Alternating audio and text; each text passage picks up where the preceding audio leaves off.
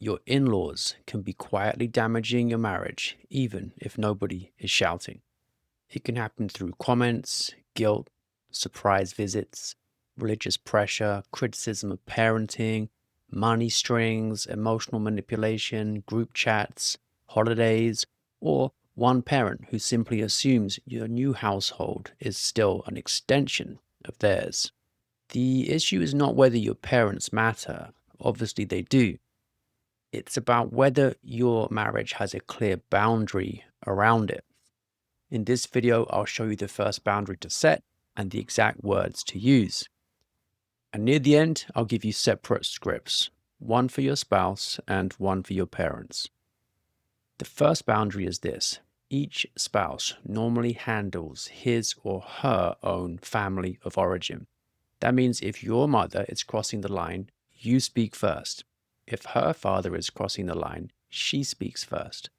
Now, why? When the adult child speaks clearly, the marriage stands as one household. For a husband, choosing your wife doesn't mean despising your mother. It means the order has changed. So before marriage, your mother was part of your primary household. After marriage, your wife is your primary earthly loyalty. That's not cruelty, it's just what marriage is about. If you make your wife fight your mother alone, she won't feel protected. If you complain about your parents but never act, she'll feel abandoned. If you keep peace with your family by sacrificing peace with your wife, you're not really keeping peace. You are moving conflict into your marriage. And this happens a lot. Mother-in-law boundary crossing, parents commenting on food, children, religion, holidays, childcare, household decisions, husbands unsure whether to speak, wives feeling exposed, couples trying to keep peace until resentment builds. In-law problems rarely stay external. Eventually, they become loyalty problems. So what do you actually say? First, speak to your spouse. Say something like this: I realize this has affected you more than I wanted to admit.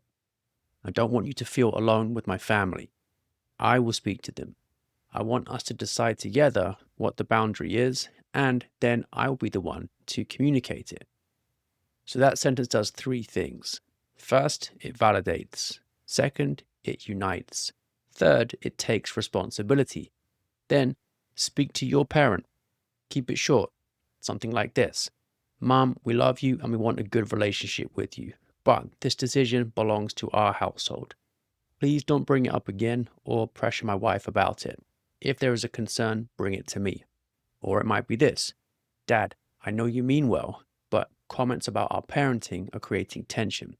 We're not asking for advice on this unless we ask directly.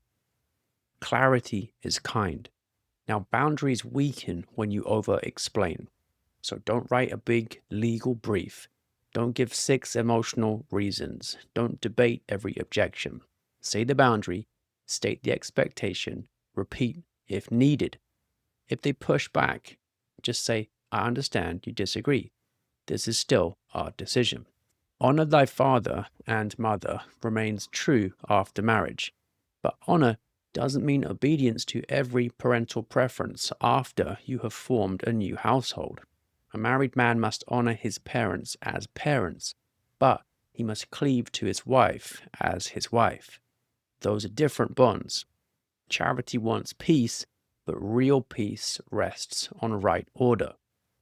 Some spouses avoid conflict with parents because they were trained to keep parent calm. Don't mock that. Lead through it. You want to say, I know this is uncomfortable. I'm not trying to create war. I'm trying to protect our household so resentment doesn't grow. Choose one boundary this week. Visits, comments, money, holidays, parenting, religious pressure, group chats, childcare, privacy. Write it in one sentence. Then the spouse whose family is involved communicates it.